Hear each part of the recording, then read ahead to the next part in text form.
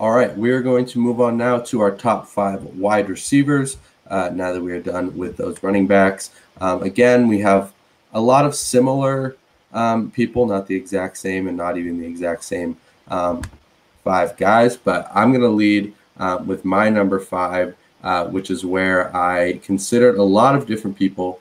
And I think there are some injuries that are holding people back. I mean, obviously, a few years ago, Michael Thomas would have been at number 1 on this list, but he struggled with some stuff recently. Then you have the young, yes, and you have the young guys trying to figure out where they slot in, and the breakout guys of Calvin Ridley, Justin Jefferson, DK Metcalf. There's a lot of talented wide receivers, so it's hard to pick, who these 5 guys exactly are. And so I went with the guy at number 5 who I think has become kind of underrated, so to speak. I mean, he's a guy who doesn't see his name get brought up with these top guys a ton, but I mean, like we talked about earlier, I mean, consistency.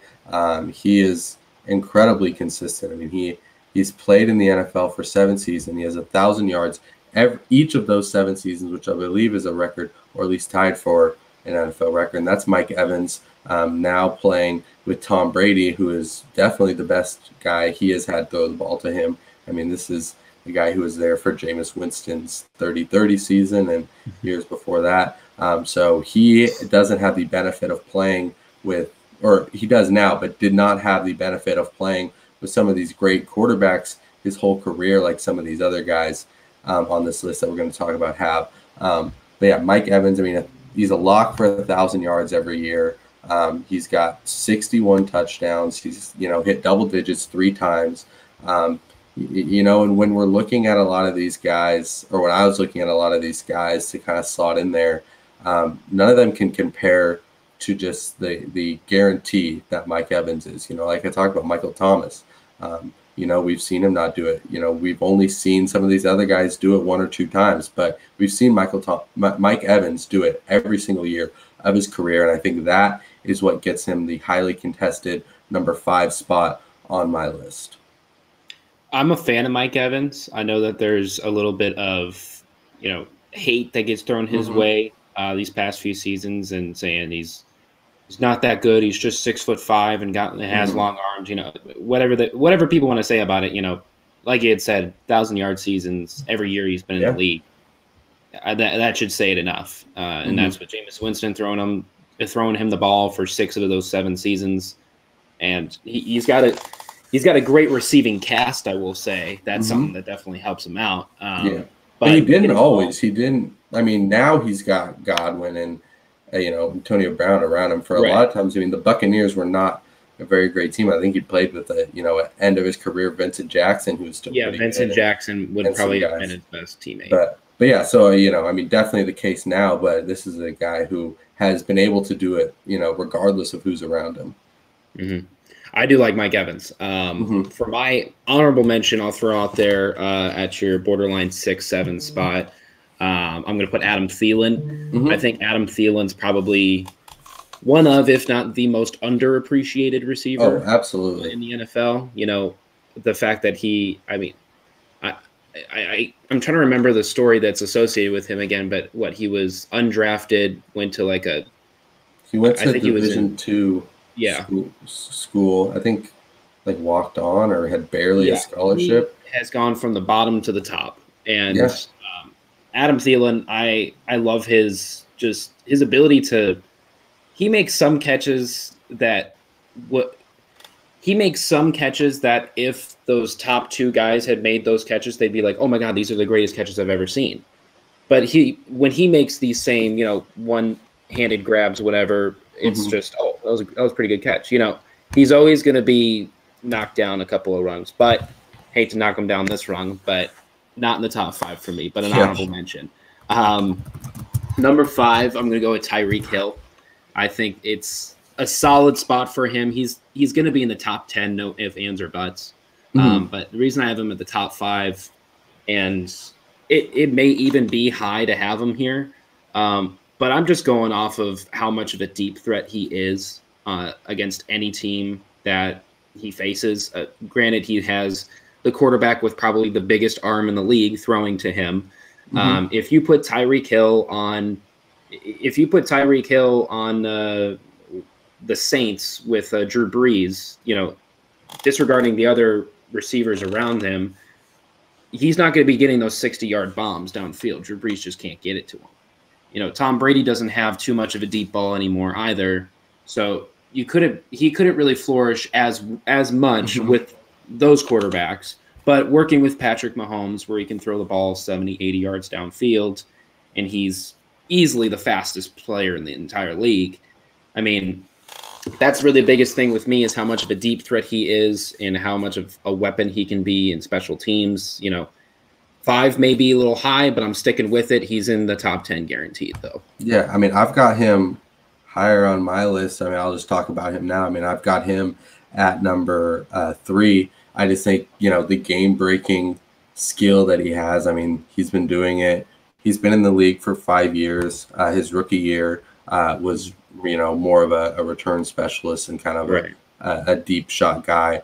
But those, his second year on to this past season, he has been the top of the top class of receivers. I mean, just what he can do. So I don't think that it's an overreaction to have him in a top 5, because I think he's been one of the best, receivers, one of the best 5 receivers for a few years now. And I think, looking at what he does, I mean, 5,300 yards in his, first 5 seasons. And like I mentioned, that first season really didn't have a huge role. I mean, he's averaged over 15 yards per catch in the last 4 years. I mean, he is the ultimate deep threat, just with speed. I mean, he doesn't have the size to do everything. And I didn't even include his rushing stats, which I don't know what, if he probably doesn't have minuscule, but I mean, towards the beginning of his career. But but I mean, that's just another thing he can do. I mean, and a lot of those are the little touch pass that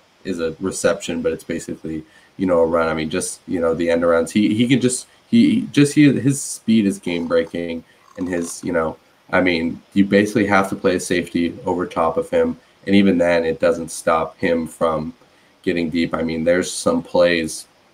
I mean, combine Patrick Mahomes' ability to just scramble and make plays and his ability to get open. I mean, there are some plays that those two do that no other duo probably in history could recreate, just because of the unique skill set that each have. So I agree with Tyreek Hill in that, top 5. I have him a little bit higher, but, I mean, it's not, there's a lot of talented guys, so it's not crazy to have one. It's a tough list to make. Yeah, absolutely. Receiver, like we talked about before recording, I mean, is probably the most competitive of the list, just in terms of the amount of skill and the numbers that people have. It's a very pass-heavy league, too. Yeah, exactly.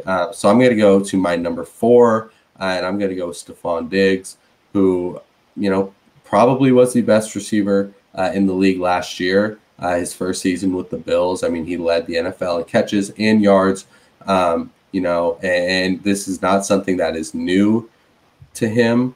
He in Minnesota, he was very productive. I mean, 1,000 yards in his last 2 years there.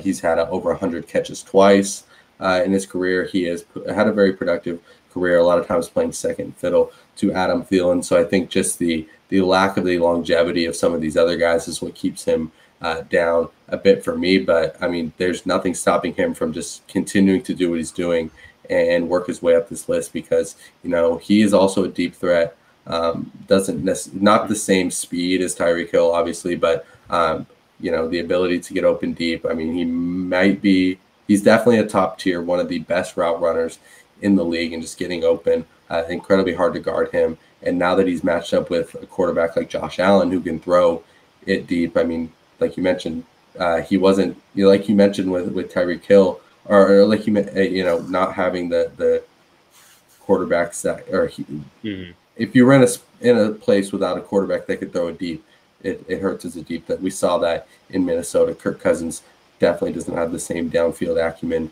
that Josh Allen has. So we're really seeing Stefan Diggs thrive. I'm going to need to see at least another year of this, insane level to shoot him up into my top 3, which I think is a pretty set group for me, like I mentioned already with Tyreek Hill. But yeah, Stefan Diggs is an incredibly talented, and I think he's finally, in the right place to show himself as one of the best receivers in the league. With Stefan Diggs at 4 for you, I will spoil my list a little bit and say I actually have Stefan Diggs at 2. Mm-hmm. Mainly, this is building off of the exponential growth he's been having, the past 2-3 seasons. I mean, ever since the Minnesota Miracle happened, it's been nothing but, trending upwards for Stefan. This last year is easily, a career year for him with Josh Allen throwing him the ball. It was just an instant click between those two, which is something not a lot of receivers can do. I know this is a conversation you and I have had in the past about, the best receivers in the league are going to have to take some sort of sacrifice to stay with the teams that they, had their success with. Mm-hmm. A good example of this is like DK Metcalf, who is playing great and is going to be due for a big payday, but the teams that are going to pay receivers bucket loads of money are, the Jaguars. They are the Jets. They're the bottom feeding teams in the league because they're having some guy throw him the ball and he may or may not catch it because the ball may or may not be there when he's out there. But the best receivers in the league have to sacrifice a little bit to have, that connection made. And considering Stefan Diggs had a huge price tag of those 3 first-round picks from Buffalo, I actually think it was 4. It was 4 picks in total. I think it was I think it was only 2 first-rounders. Okay. But it was a few picks in total. But they traded a ton for him. Mm-hmm. And people definitely raised eyebrows when they did it. But it's most certainly worth it when you look back at it now, considering the season that the Bills had and the season that the Bills are, on pace to having this next year. But at my number 4, which is your number 1. Yeah, I'd like to hear your thoughts on this because this is, I think, the most confusing part for me. So I'm looking forward to hearing your rationale. So Davante Adams at 4 for me. First of all, not saying the guy is a slouch at receiver by any means. Obviously very talented. It quite literally comes down to, for me, is this hype going to carry on? He first team All-Pro at receiver, right? I believe Stefan was second team. But first team All-Pro at receiver, had 18 touchdown catches is ridiculous. Totally get it. Aaron Rodgers throwing him the ball, much like Tyreek Hill has Patty Holmes throwing him the ball. With all this Aaron Rodgers drama that happened this offseason, and now he's back at camp and is going to play this next year with Green Bay, when the Aaron Rodgers drama was happening and then the Packers said, oh, okay, well, Davante Adams, we want you long term. And he said, no, I don't want to be here. Not if Aaron Rodgers isn't here. Because in the back of my mind is, if he doesn't want to be here without Aaron Rodgers, well, he's not going to flourish in any other system. Because I'm looking at someone like Davante Adams where Aaron Rodgers has had his receivers in the past. He's had his, I'm trying to go through some, Greg Jennings, he's had his Randall Cobb, Jordy Nelson, even had Jimmy Graham for a little bit. Aaron Rodgers has gone through his receivers.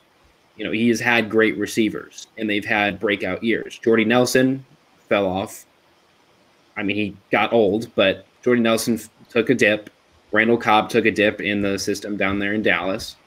So Davante Adams, I'd love to see him have another great season this next year. But I'm not going to bet that the chemistry in Green Bay is going to be consistent because it's already tarnished. But number 4, I think is fine for me because yes, he had, a career year and he might be even better this next year, but I got to see it. I mean, he didn't just have a career year. He had an all-time great year.